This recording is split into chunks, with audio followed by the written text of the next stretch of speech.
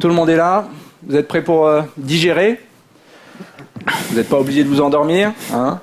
Donc aujourd'hui, nous allons vous parler du release process de Groovy. Et donc, accessoirement, c'est pour ça qu'on a nos très jolis t-shirts que des grenouilles ont bien voulu nous faire. Donc, attendez-vous à voir quelques petites grenouilles. Et donc, je vais les laisser parler. Et ils vont parler de l'intégration avec les grenouilles. Donc cheveux longs, notre potiche, elle est là. Hein, c'est lui qui a le t-shirt orange. Mais tu reviendras quand même. Ah oui, du coup je voulais mettre. À la fin. Si tu voulais faire une petite démo ou pas à la fin. Bref. On va faire la blonde à la fin. Voilà. Et Arnaud, on peut. Ah oui, si, je crois qu'il est bon. Il est commencé. Ouais, c'est bon. Ok, super. On peut y aller. Donc petit warning. Donc c'est sponsorisé par nos amis Gifroguesque de Gifrog. Donc c'est possible qu'il y ait quelques grenouilles impliquées dans cette présentation. Donc attendez-vous à en voir quelques-unes arriver par-ci par-là. Donc l'idée. C'est pas si voilà, c'est bon. Donc l'idée c'est de vous parler un petit peu de notre release process, ce qu'on a fait. Donc les bons, je dirais, comme les mauvais côtés hein, de notre process de release, comment on faisait avant, comment on a fait évoluer les choses, et en particulier comment on est passé d'un process qui était très manuel, qui nous prenait une journée entière pour faire une release de notre projet, à maintenant c'est quoi? C'est juste on remplit un formulaire et on clique sur un bouton et pof, la release elle se fait sans nous, sans les mains, nickel. Donc c'est un petit peu ça qu'on va essayer de voir ensemble. Donc une première partie qui est en fait sur l'historique, comment on a fait tout ça, comment on faisait, les outils qu'on a utilisés, et puis comment on a mis les choses en place et comment on a eu aussi l'aide de nos amis de JFrog avec des produits comme Artifactory et Bintray, et comment ça nous a aidé à être beaucoup plus agile, en tout cas dans notre process de release. Donc c'est un petit peu une balade dans le temps, historique, ce qu'on fait maintenant et ce qu'on va faire aussi à l'avenir. Et donc comment on a utilisé Artifactory et Bintray également. Donc, c'est parti. Once upon a time, il y a très très longtemps, non pas si longtemps que ça, mais historiquement en tout cas, le projet est hébergé chez Codehouse depuis 2003.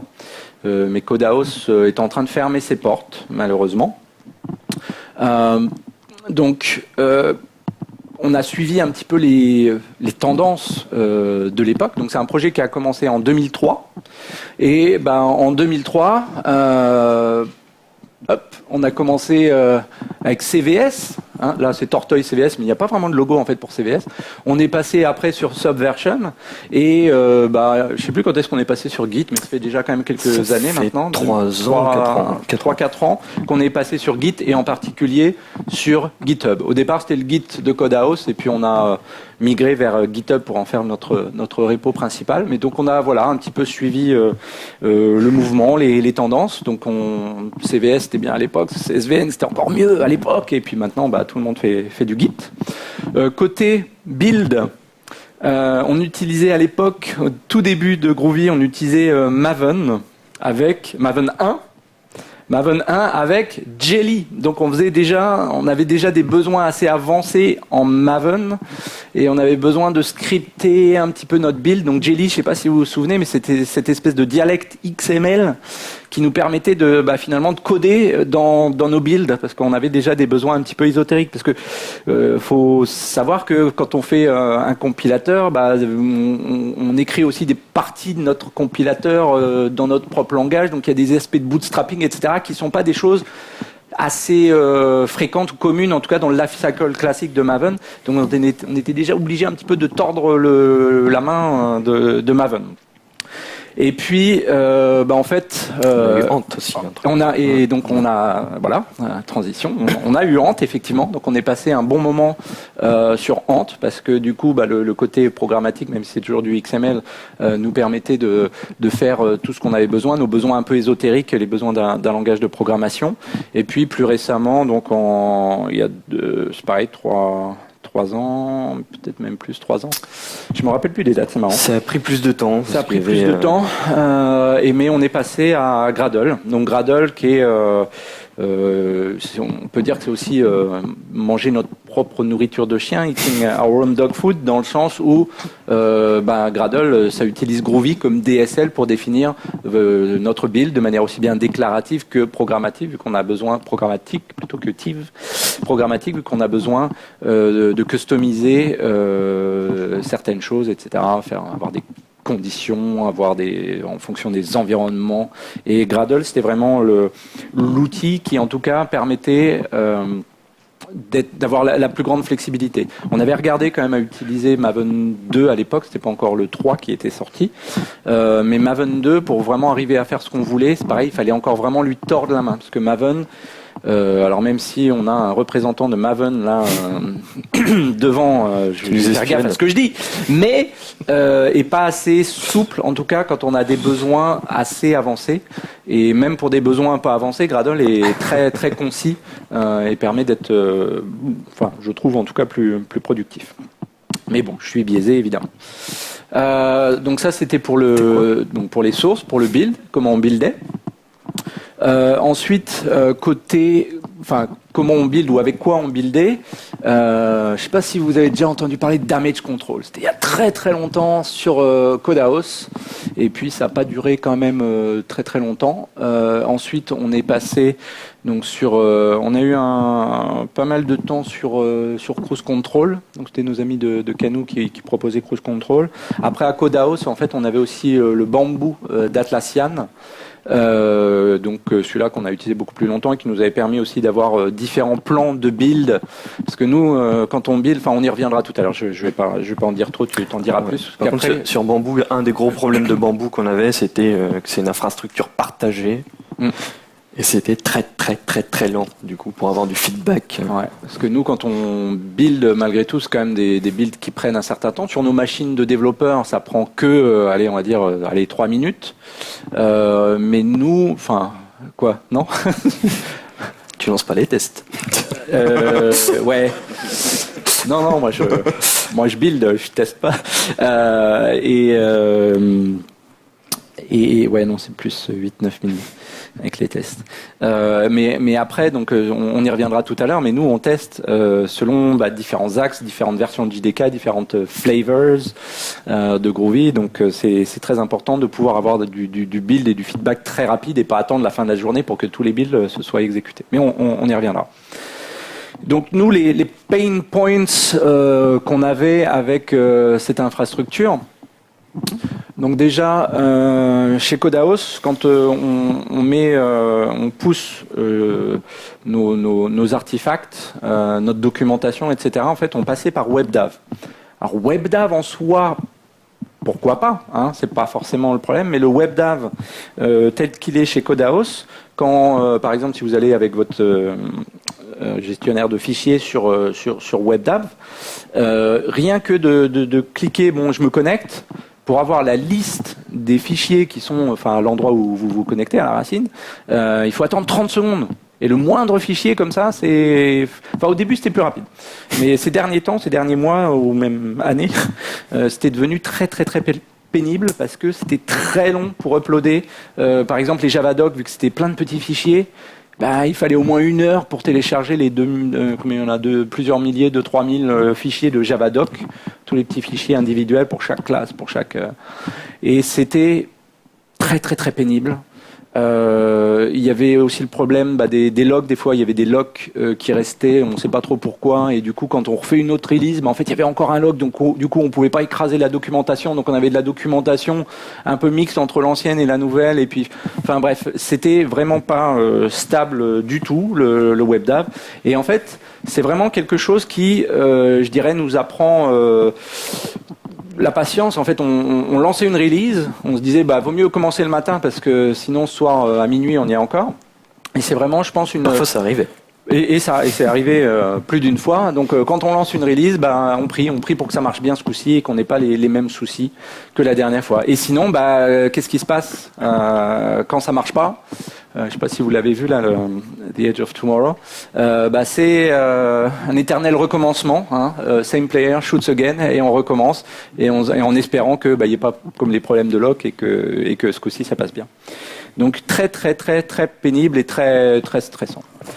Donc après, en fait, c'était pas les seuls problèmes techniques, pratiques, je dirais. Hein. Donc après tout, bon, ok, on a ces problèmes-là, la connexion qui n'était pas très bonne et autres. On y arrivait, mais qu'est-ce qu'il pourrait y avoir d'autre qui se passe mal, quoi? What else could possibly go wrong, hein? On peut se poser la question. Aussi le problème dans notre approche à nous, notre release process, c'est que il y avait quand même beaucoup d'étapes qui étaient manuelles, d'accord? Dans ces étapes manuelles-là, le développeur, celui qui faisait la release, comment dire, déjà la première chose, c'est que avant, en fait, on faisait pas builder Groovy par notre usine d'intégration continue, mais c'était un développeur qui buildait sur sa machine pour pouvoir uploader après où il fallait, sur WebDAV, sur Maven Central, etc. Donc, j'appuie sur le bouton. Donc, par exemple, des fois, ce qui arrivait quelques releases, c'est que on était déjà en train de travailler sur quelque chose et on avait des changements locaux. Ou alors, on avait aussi des fois pas commité des changements qu'on avait faits. Donc, après, la bonne pratique, c'est de faire un check-out propre dans un autre répertoire et tout, et de surtout pas utiliser son espace de travail, évidemment. Hein. Ça y est, mais malgré tout, on l'a pas toujours fait, on l'a pas toujours appliqué. Donc, c'est déjà arrivé. Donc, des fois, par exemple, quand on a des changements non commités, moi, tous les tests passent, et puis les gens qui utilisent Groovy, mais ça marche pas ton truc. Ah oui, tiens, il manque juste une classe. Donc, il y avait aussi les aspects de repo aussi. Quand on build régulièrement le projet, on travaille sur le projet, on n'a pas de souci sur les dépendances, on les met à jour petit à petit. Mais quand les gens build ou moins fréquemment ou essaient de rebuilder des sources et parfois il y a des choses qui disparaissent ou réapparaissent dans les repositories, donc on peut avoir quelques petites surprises. Mais nous, en tant que développeurs travaillant sur le projet, on ne s'en rendait pas forcément compte, mais d'autres qui pouvaient contribuer pouvaient avoir ce problème-là. Aussi, je voulais aller. Zut, comment on fait pour appuyer en avant? Je suis appuyé 2 fois. Ah, bon, c'est pas grave. Et voilà. Donc aussi, donc les releases, on les taguait avec les bonnes versions qui vont bien. Il y avait aussi d'autres choses qu'on mettait à jour, c'est les informations. Donc on a des fichiers properties pour les numéros de version, et ça arrivait aussi qu'on faisait des erreurs sur ces numéros de version là.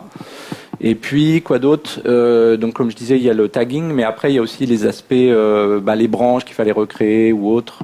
C'est encore des choses qu'on faisait manuellement, et des fois, comme dans tout processus manuel, on peut faire des erreurs facilement si c'est pas des choses qui sont automatisées. Donc, on veut aller vers plus d'automatisation. Mais en tout cas, comme une release pouvait prendre un jour entier, c'est vraiment quelque chose qui pouvait... c'est les meilleurs moyens d'apprendre la patience, c'est ce genre de choses-là. Mais c'est à ce moment-là que tu te dis, je veux vraiment, vraiment automatiser les choses pour plus vivre cet enfer des releases, parce qu'à chaque fois, on appréhendait pour une release. Donc maintenant, vers quoi est-on passé? Alors, Cédric. Pourquoi c'est moi qui parle de cette partie? C'est parce que... C'est lui qui a fait tout le boulot. C'est surtout que Guillaume, il en avait marre des problèmes, donc du coup, il m'a refilé le boulot de faire les releases. Et du coup, moi, je stressais je trouvais ça pour les insupportable. Ce n'était pas mon problème. Automatisation des choses. Et puis, allez, on va essayer d'utiliser des outils, entre guillemets, modernes, donc un serveur d'intégration continue, et puis essayer de tout faire de manière le plus automatisable possible. Alors, comment on a fait ça? Alors, je peux t'avoir des animations? Non. Non, c'est ça. Donc la première étape déjà, c'est, je suppose que vous utilisez maintenant à peu près tous un serveur d'intégration continue. Ok? Oui, non, peut-être, je sais pas. Ah, c'est bien. Attention, celui qui dit non, qui a dit non? Personne. Ils osent pas. Vous avez honte, hein? Ils osent pas. Donc nous, on a pris TeamCity, alors pour plusieurs raisons. Il y en a une qui me plaisait bien, moi particulièrement, c'était le fait qu'on puisse avoir des build agents, donc des agents pour faire les builds qui sont potentiellement contribués par la communauté. On va voir pourquoi c'est important. Mais au final, on l'a jamais mis en place. Mais par exemple, moi qui suis sur Mac, Cédric et Jochen qui sont plutôt sous Linux, ou Paul, notre camarade australien qui est plutôt sur Windows, du coup, pouvait contribuer aussi à un agent qui permettait de builder sur des plateformes qui sont différentes de ce qu'on a en intégration continue. Donc ça, c'était un truc intéressant, même si on l'a pas mis en place. Voilà. Donc ce serveur, en fait, il nous est fourni par JetBrains, donc sponsorisé par JetBrains, parce que on avait justement ces problèmes de build sur l'infra Codehouse qui était super lent, et on avait vraiment nous besoin maintenant d'un serveur d'intégration continue dédié pour nous faire beaucoup plus de build que ce qu'on faisait avant. Parce que quand on parlait de ce qu'il y avait sur Codehouse, grosso modo, on faisait des tests sur le JDK 7, point final. C'est tout. Alors qu'on était censé supporter JDK 4, 5, 6, 7. Mais sauf qu'en pratique, c'était impossible à tester, on n'avait pas assez de ressources pour ça. Donc on est parti sur un serveur. Et ce qu'on fait même maintenant aujourd'hui, c'est donc tester toutes les branches de maintenance de Groovy. Donc par exemple, aujourd'hui, on est sur la 2.4, on teste Groovy 2.4, Groovy Master qui est la version donc, future 2.5, la 2.3, la 2.2, plus d'autres versions. Et on teste tout ça sur plein de JDK. Donc en fonction des versions de Groovy, on va avoir du JDK 5, du JDK 6, 7, 8, et on teste même 9. Sur la version 9 qu'on va aller builder depuis les sources directement. Les fameux 9 de Pâques. Je me dégage de toute responsabilité quant à cette blague. C'était une blague de saison. Et pour ceux qui connaissent un petit peu plus Groovy, on a encore de la complexité supplémentaire puisqu'on a 2 runtime possibles sur Groovy depuis la version 2. On a une version dite Legacy et une version Indie, donc pour Invoke Dynamics. Et Invoke Dynamics, c'est quelque chose qui apparaît à partir du JDK 7. Et donc en fait, on a une combinatoire qui est assez hallucinante en termes de tout ce qu'on doit tester. Et donc ça, avec TeamCity, c'était relativement simple à gérer. Et l'avantage, c'est que si on veut ajouter des build agents sous Windows ou tester même d'autres versions du JDK que nous, on ne peut pas tester, encore une fois, pour manque de ressources, c'est faisable assez facilement. On va aussi aller gérer les pull requests directement depuis le serveur, mais ça pour ceux qui font un petit peu d'open source et qui utilisent typiquement Travis ou les services qui sont pluggés sur GitHub, c'est quelque chose de connu. Ça permet quand même de nous faciliter le travail parce qu'au moins on sait si la build la plante avant d'aller faire la review.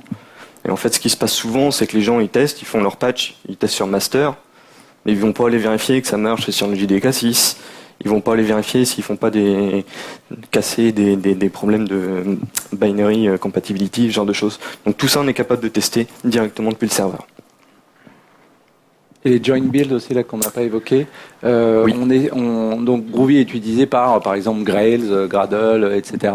Et on veut faire en sorte que quand nous on fait des changements dans Groovy, on veut pas que ça pète le code des autres. Donc ça, tout ce qui est backward compatibilité, etc. C'est quelque chose qui nous tient très très à cœur.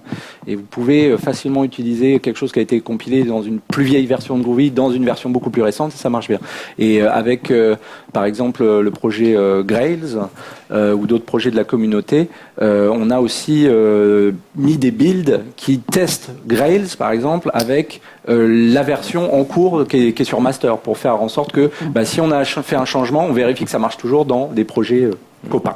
Donc là, typiquement, si vous allez sur le TeamCity de Groovy, donc vous avez une section Groovy, en fait en dessous il y a une section Join Builds, et c'est fait spécifiquement pour ça. Si vous avez un projet qui a quand même un minimum d'utilisateurs, qui est utilisé par pas mal de monde, et donc vous voulez être sûr que quand on développe Groovy, on ne va pas vous casser votre projet, vous pouvez demander à être intégré sur notre CI, et on va aller faire mettre en place cette join build avec les versions snapshot de Groovy. Et c'est super important, nous, pour avoir du feedback, parce qu'on a beau avoir des dizaines de milliers de unit tests, on capte pas tout, quoi. Il y a toujours des gens qui se basent sur nos bugs. Alors, l'autre point, c'est notre nouveau site web. Alors, je sais pas si combien d'entre vous l'ont déjà vu, à quoi il ressemble. D'accord. Cool. Vous connaissiez l'ancien de Codehouse ? T'es moche, hein. Il était chouette, hein. Il était super bien référencé, peut-être trop bien même. Donc voilà, on a été obligé de s'en débarrasser, mais bon, c'était un projet qu'on avait déjà en tête depuis un moment. Parce que la doc qu'il y a sur le wiki, c'est bien, mais une doc du wiki, le problème, c'est quoi ? C'est que c'est jamais à jour. C'est-à-dire qu'on sort une nouvelle version de Groovy, ça se trouve, on a cassé des exemples qui étaient sur le wiki, on ne le sait pas. Il y a ça, et puis après il y a 250 personnes qui commitent dessus, qui pushent des trucs dans leur coin, dans le wiki, et puis on n'est pas au courant. Et ce qui arrive toujours, c'est au bout d'un moment, il y a quelqu'un qui dit mais pourquoi l'exemple qui est là, il marche pas. Mince. Donc ça c'était un peu embêtant. Donc on a fait un gros effort de réécriture de toute la documentation, donc maintenant qui est gérée avec ASCII Doctor. Donc, pour ceux qui étaient à la keynote ce matin, le gourou d'ASCII Doctor c'est Dan Allen, il a fait un travail formidable là-dessus. Il a des box. Exactement, donc allez discuter avec lui. Et donc là, typiquement, voilà ce que c'est que notre nouvelle documentation. Et cette documentation, tous les codes que vous voyez là, en fait, font partie de tests unitaires, spécifiques à la doc. Donc avant, on était sur un wiki avec tout le monde met ce qu'il veut. Maintenant, on est sur une documentation qui est sur GitHub, qui est pushée. Et tous les codes qui sont là, en fait, appartiennent à des tests unitaires. Donc on a une partie un petit peu script où on écrit, voilà, alors là c'est le blabla, le blabla, et puis derrière on a tous ces petits bullet points qu'on peut référencer directement, donc faire des imports de fichiers, et tout ça c'est géré vraiment de manière indépendante des tests unitaires de Groovy lui-même. On a des tests spécifiques pour la documentation, et le gros intérêt de ça évidemment c'est que du coup c'est commité, et ça fait partie de la build en elle-même. Donc quand on lance une build de Groovy, les tests de la doc sont lancés, on est sûr qu'elle est à jour. Donc il n'y a plus de risque de casser de la documentation. Donc c'était un gros travail, il n'est pas fini. Donc si vous avez un petit peu de temps consacré pour améliorer la documentation, n'hésitez pas, parce que c'est toujours un plaisir d'écrire de la doc, mais... Et là, à l'heure actuelle, quand on exporte la documentation en PDF, il y en a quand même l'équivalent de plus de 630 pages de documentation nouvelle qui a été réécrite. Entièrement réécrite. Ouais. Dont une grosse partie par Cédric, c'est pour ça qu'il encourage les autres. Mais ça n'empêche pas les gens de se plaindre qu'il n'y a pas assez de doc. Je comprends. Moi, le premier, je me plains quand il n'y en a pas assez.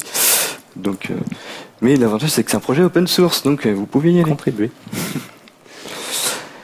Ok, donc... c'était cool. Voilà, JFrog dans tout ça, c'est quoi? Alors, donc, on a quand même deux composantes principales qui nous ont permis d'automatiser les choses après, vraiment dans le release process lui-même, c'est Bintray et Artifactory. Alors Bintray, ça va gérer... Pardon. Ouais. Moi, on va commencer par Artifactory. Artifactory, ça va gérer le repo Maven dans lequel on va les déployer, en gros. Parce qu'on a beau faire du Groovy, on est comme tout le monde, même si on fait du Gradle, on publie sur des repos Maven.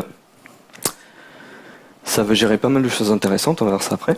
Et Bintray, ça va être plus gérer la distribution. Ouais, et donc les snapshots, c'est sur Ojo, c'est la partie open source repository qui est proposée par JFrog. Donc quand vous avez des projets open source, on peut stocker nos snapshots. Donc ça c'est une autre façon, si vous avez votre projet Groovy que vous voulez tester sur des versions snapshot de Groovy, ils sont publiés donc sur ce repository là.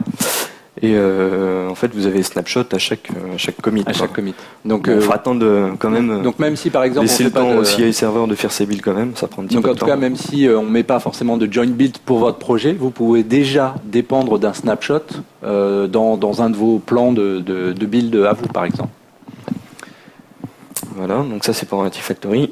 Et sur Bintray, on va avoir en fait les binaires produits, donc la distribution, le SDK, la documentation, tout ça, en gros les zip qui sont sur Bintray. Et donc Bintray, le repository type Maven.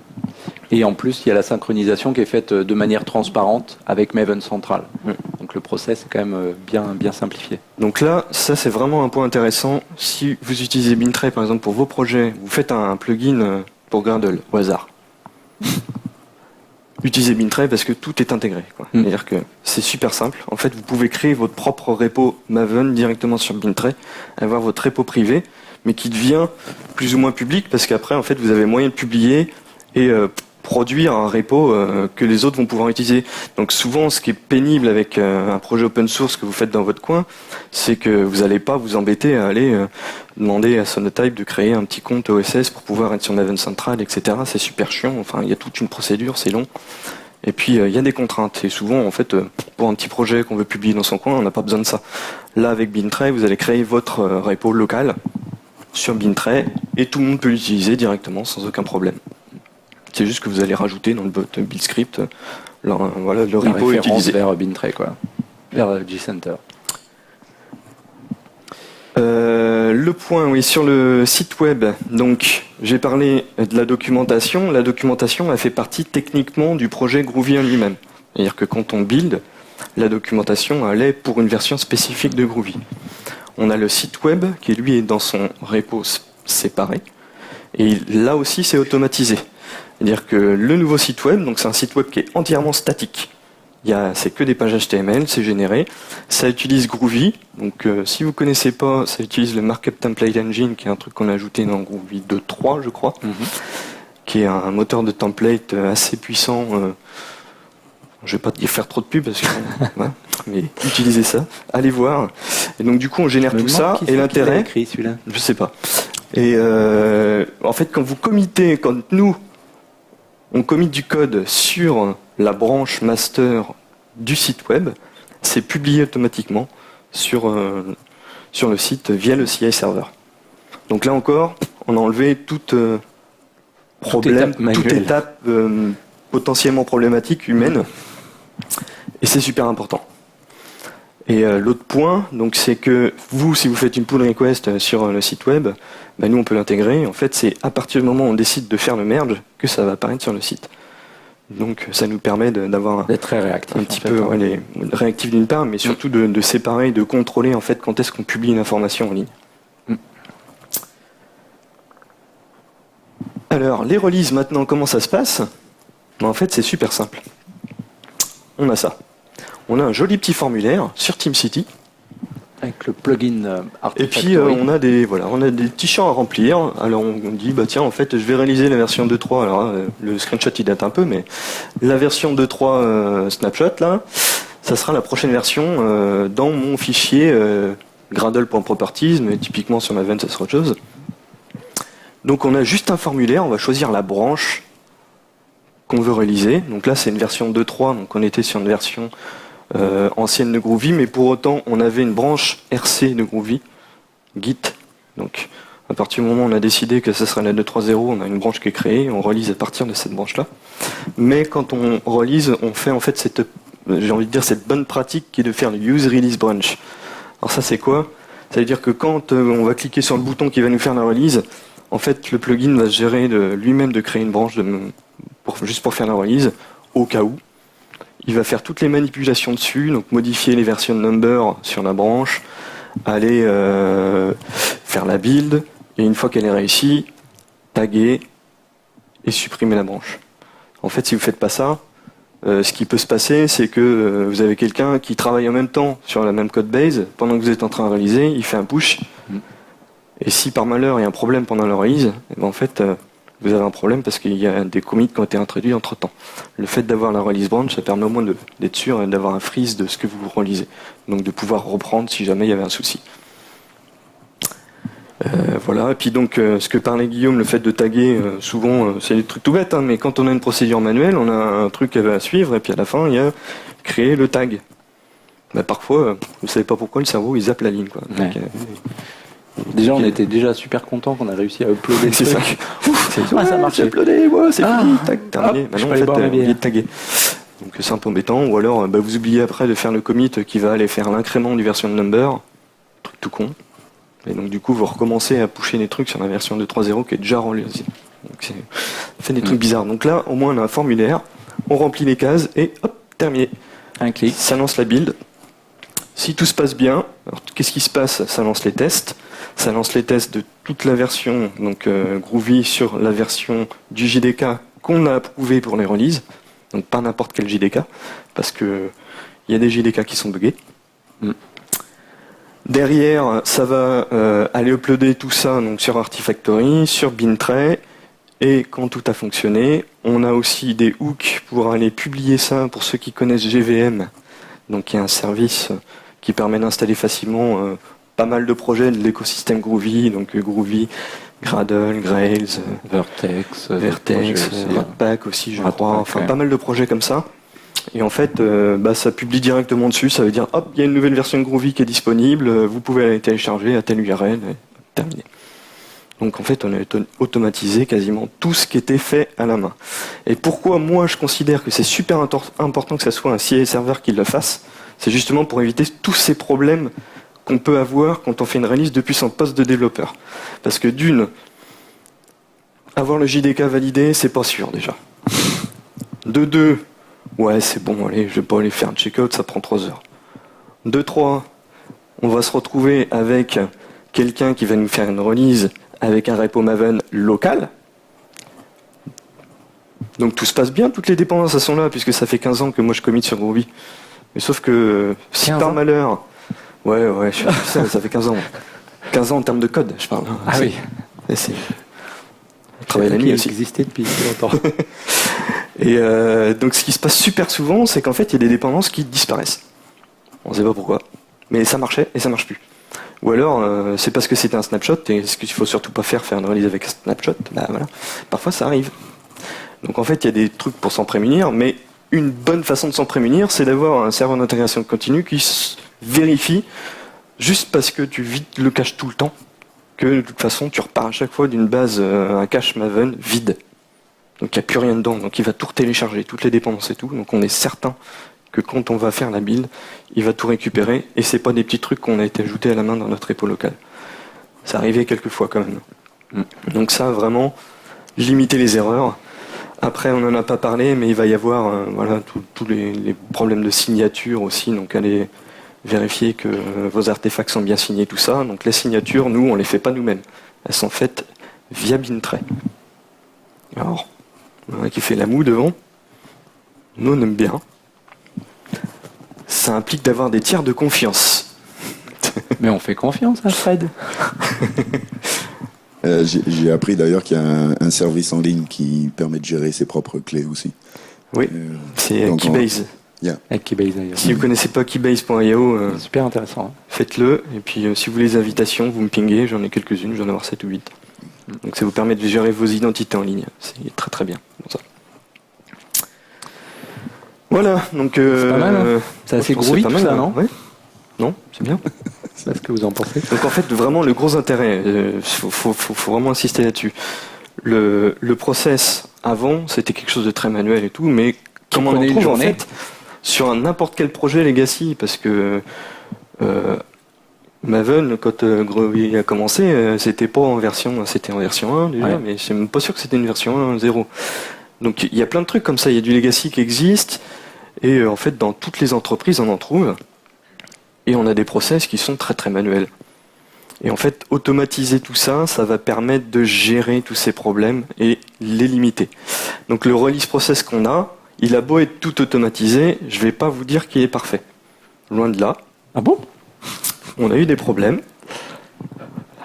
Mais, grâce à nos copains, là, en fait, souvent, c'était dépanné relativement vite.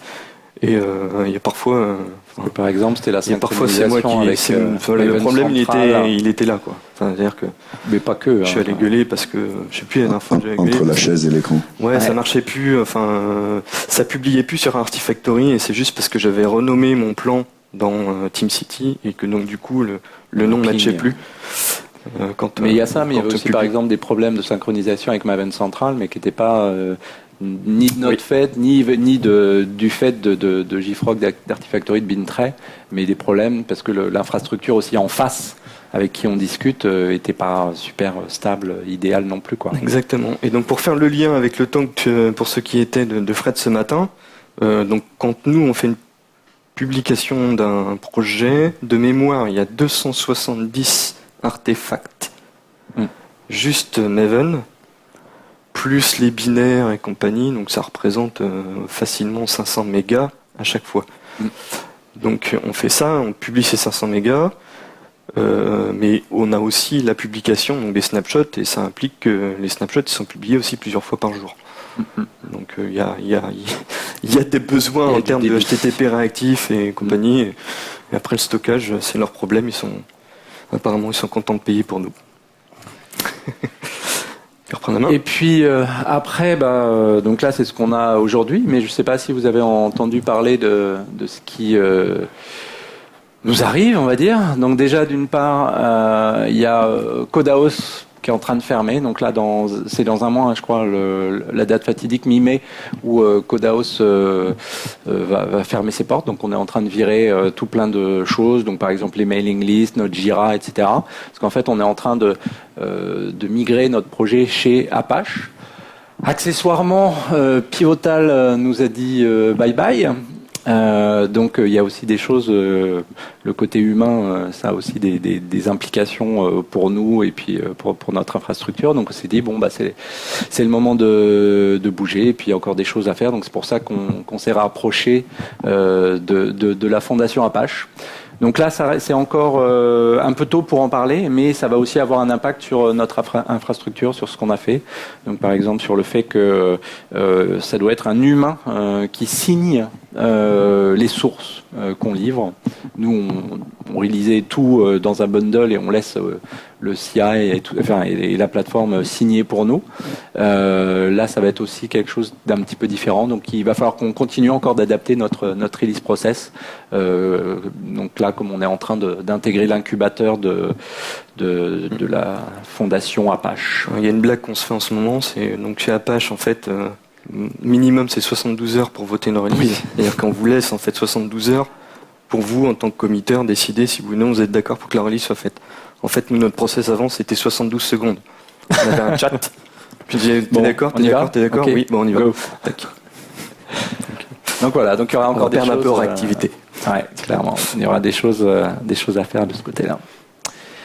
Et maintenant, on va laisser parler la vraie grenouille de JFrog. Fred, à toi. Merci. Je t'en prie. Ok.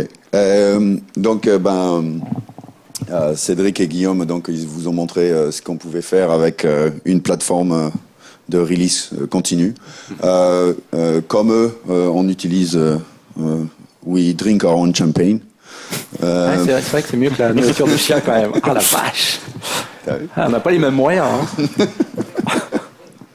Non, regarde l'image. J'ai vu. Et donc on fait aussi de l'intégration continue et de la délivrance et des releases continues. Donc sur Bintray, on a fait plus de 400 releases l'année dernière. Cette année, on va en faire un bon paquet aussi.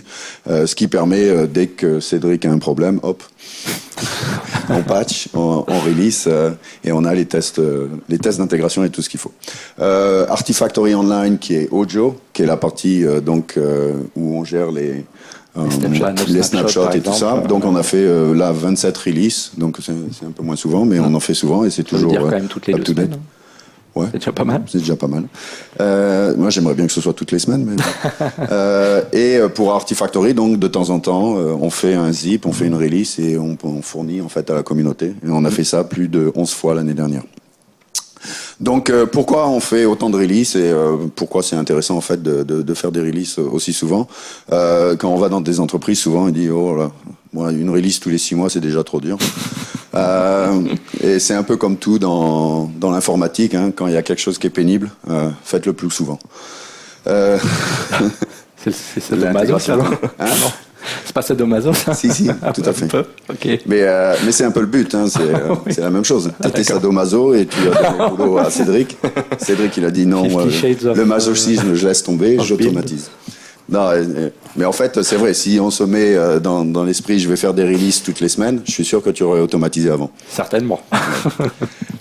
Et pour nous, en fait, sur Artifactory, il faut qu'on supporte en fait toutes ces différentes implémentations. Donc en 2014, on a sorti Python, Debian, Docker vers la fin de l'année et NPM.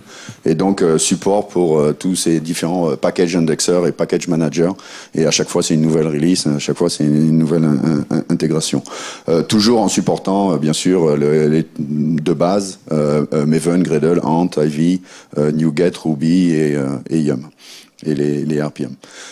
Donc c'est beaucoup de package indexer et beaucoup d'intégration. c'est séparé en petits morceaux, c'est intégré, c'est repackagé, et c'est redélivré. Et l'automatisation est critique Libéré, dans cet enjeu. Délivré. Délivré.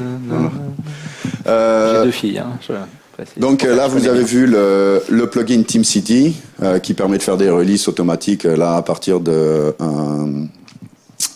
donc de TeamCity de changer le properties. Ça change le properties automatiquement comme le client comme le client, oui. Je suis le client. C'est toi le client. Le client est roi. Était obligé de le faire avant, changer les fichiers de propriété. Donc maintenant, le plugin TeamCity fait ça. On a la même chose donc sur Jenkins et Bamboo. Sur la version Jenkins là qui vient d'être, on a aussi un bouton push to Bintray si on veut le faire en 2 fois. Donc on fait une release, un staging, 72 heures. On attend qu'Apache soit content et après on peut faire push sur Bintray. D'ailleurs, et donc aussi on fait la même chose avec eux. Bon, qui utilise ça? Mais qu'est-ce que c'est que ce zigouigoui? Okay. Donc la même chose, hein, le même type de process, et ça marche plutôt bien. Et on lance cette semaine de nouveau Bower et Git. Je ne sais pas si ça va être intéressant pour vous d'ailleurs sur le Git. Le but, c'est en fait, on a retrouvé ceux qui font du PHP, du Ruby et tout ce genre de choses. Ils font encore des Git pools directement sur les serveurs de production. Bah oui, il faut déployer. C'est que du code source, c'est du Ruby ou du PHP, du PHP ou du Perl. Il y en a encore qui font du Perl. Non, c'est bon. Okay. Je suis chaud. Et donc, ce qu'on a décidé de faire là, c'est en fait d'envoyer une requête sur Artifactory. Artifactory prend le targz ou le zip du repos complet, le sauve, et après, donc, c'est délivré jusqu'en production, mais à partir de ce qui a été testé avant et ce qui a été déployé et testé avant. Alors, Bintray. Donc une grosse partie de la distribution open source et de la distribution au monde entier de quelques softwares, c'est Bintray aujourd'hui. Et donc Groovy là, hop là, j'ai plus de laser. Ah ouais, Groovy ils sont. Vous êtes passé, ça fait combien de temps? Ça fait au moins 2 ans. 2 ans, je pense. Sur Bintray, non. Ah non. Sur Bintray. Bah, au moins 1 an parce que ça fait. An. Ouais, ça fait 1 an et demi. 1 an et demi au moins. Un an et demi. C'est plus. Plus que ça? Parce que Bintray est pas beaucoup plus vieux, alors oui, c'est ça, on est venu début. assez rapidement. Okay. 2, 3. Waouh. Ouais, okay. 2-3 ans, ouais. Oh, ok. Presque le temps passe vite. On devient ouais, les cheveux blancs. Vagrant était là aussi depuis un moment. Spring, donc il y avait Spring Pivotal, il y a tous les packages Spring. C'est ce que vous avez vu là sur Groovy. En fait, Spring fait exactement la même chose à partir de Bamboo, je crois. Oui, Bamboo. C'est un Bamboo. Ouais. C'est le Bamboo plugin, le même Bamboo plugin, un clic. Tous les Spring Framework, Spring Data et tout ça, donc c'est déployé et ça va sur Bintray, et de Bintray après ça va sur Maven Central. Il y en a encore qui essayent de télécharger de là-bas, mais bon. Donc Vagrant, Spring, Groovy, Netflix OSS et les Gradle et Scala, donc ça fait un moment. Un des derniers qui est arrivé là, c'est Android Studio. Donc si vous faites du Android et du Android Studio, tous les plugins Android de développement et toute la plateforme Android Studio, en fait, elle est distribuée à partir de Bintray. Donc vous êtes en bonne compagnie si vous avez du software à délivrer. Conseille fortement d'aller là-bas. Un autre aussi qui est arrivé il y a 1 mois, donc c'est Apache. Apache Software Foundation avec Cassandra. Donc Cassandra est délivré maintenant sur Bintray. Il y en a d'autres qui vont arriver. Diffie, c'est Gerrit et Homebrew. Donc pour ceux qui font du Mac et qui font du Brew, toutes les bottles maintenant sont sur Bintray. Ça aide vraiment comparé à SourceForge qu'il y avait avant. En fait, le SourceForge était down, je crois, pour 1 semaine, quelque chose comme ça. Et ça a précipité la migration. C'est la fameuse availability 5.9, yeah. C'est 59% d'availability. C'est pas 9.999. Non, on a beaucoup de good feedback sur donc toutes les bouteilles et les formulas de Homebrew sont sur Bintray. Voilà. Donc, alors aussi avant de conclure, quand même, je voudrais dire, il y a un boost. C'est moi qui fais de la pub, mais parce que là, on n'a pas vraiment vu les features aussi d'Artifactory et de Bintray. mais je vous invite quand même à aller voir des démos sur le booth, parce que par exemple, moi, une info que je trouve super intéressante, c'est les downloads, le nombre de downloads qu'on a, qui télécharge quoi, etc. Ben, on a ce genre de dashboard, d'informations, d'analytics qui sont par exemple sur Bintray. Donc c'est super intéressant aussi de voir un petit peu ce qu'il y a sous le capot, voir les features qui sont proposées par Artifactory et Bintray, puisque c'est vraiment très intéressant. Là, on parlait plus de notre process de release, donc on n'est pas vraiment rentré dans les détails des outils qu'on utilise, mais c'est vraiment des super outils. Donc merci à Fred et à toute Quand c'est pas attaqué par les Chinois. Quand c'est pas attaqué par les Chinois, ouais, parce que c'est vrai qu'on a eu des jours où on avait style 1 million de downloads et on s'est aperçu que c'était des bots chinois, des bots chinois qui téléchargeaient. Donc pour l'histoire là, pour les Chinois, en fait, on leur a donné un DNS. Donc il y a un DNS spécial qui est en Chine avec un proxy en Chine qui gère en fait toutes les requêtes chinoises et qui permet de faire un pré-filtrage avant que ça arrive jusqu'à chez nous. D'accord. Ça a enlevé 80% des mauvais Chinois. Des mauvais Chinois. Parce que c'est vrai que du coup, par exemple, des mauvais Chinois, il en reste beaucoup. Quand le projet Groovy, quand on dit que Groovy, donc là, par exemple, l'année dernière, il a été téléchargé, du coup, je sais plus, c'était 4,5 millions de fois, c'est ça que j'ai dit, je sais plus, quand j'ai fait les stats. 4,5 millions de fois pour un projet open source, c'est déjà énorme. Et en fait, on exclut aussi les bons Chinois aussi bien que les mauvais. Hein. Donc on triche pas. Quand on dit 4,5 millions, c'est un chiffre pessimiste du nombre de téléchargements de Groovy. Donc bref, en résumé, pour nous, cette combinaison Gradle, TeamCity, Artifactory et Bintray, ça a vraiment été notre bouffée d'oxygène hein, pour passer d'une release qui prenait une journée entière et avec des problèmes à voilà, ça prend quelques minutes, on va dire. C'est vraiment super. Oui, je l'ai pas dit en fait, mais c'est ça. Mais on passe d'une journée 24 heures, en gros, 24 heures, quand tout se passe bien, 1 heure, tout est réalisé. Et en 1 heure, voilà, c'est réalisé. Donc on gagne on va dire un ordre de magnitude en temps et en agilité, etc. Donc c'est vraiment cette combinaison-là qui nous a aidés. Vous n'êtes pas les premiers à avoir cette expérience. On a un client, ils sont passés de 2 semaines à une demi-journée. Pas mal. Et puis même c'est pareil, le Gradle aussi, on a quand même de bons échos aussi de l'équipe de Gradle qui expliquait comment certains clients qui ont des centaines de modules donc applicatifs à livrer et en passant à Gradle qui arrivaient à réaliser beaucoup plus rapidement, en tout cas déjà à builder, après réaliser c'est autre chose, mais beaucoup plus rapidement. Donc voilà, ça c'est notre combo à nous, notre winning combo. Donc merci beaucoup pour votre attention. N'hésitez pas en tout cas à aller sur le boost de JFrog pour voir ça d'un petit peu plus près. Et puis voilà, merci pour votre attention. On a 4 minutes pour quelques questions. Merci.